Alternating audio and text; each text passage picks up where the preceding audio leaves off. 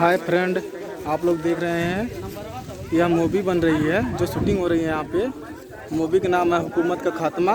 जो आप लोग देख रहे हैं यहाँ पे दिखा रहे हैं, जो हीरो पिताजी के रोल कर रहे हैं नारायण, ये हैं।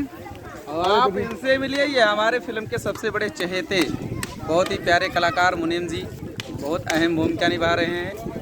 तो आप लोग से मेरा निवेदन है कि आप लोग हमारे इस मूवी पर प्यार दुलार बनाए रखें और वेट करिए, जल्द ही आपको देखने को मिलेगी।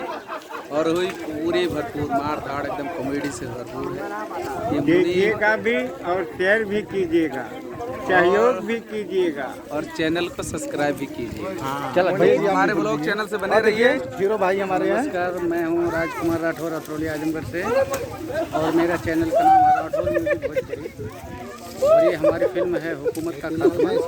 आप मैं सभी दर्शकों से चाहूँगा हमारे चैनल को लाइक और सब्सक्राइब करें। आप ये हमारे जो हैं बड़े भाई जो हैं, अपना परिचय दीजिए। हुकुम चौधरी उर्फ जुगनू। और क्या काम कर रहे हैं मूवी में आप? हुकुम चौधरी उर्फ जुगनू वार्ड, आप क्या भूमिका निभा रहे हैं मूवी में? गांव का एक गरीब किसान हूं। और यही काम कर रहे हैं आप? तब तू का हिसाब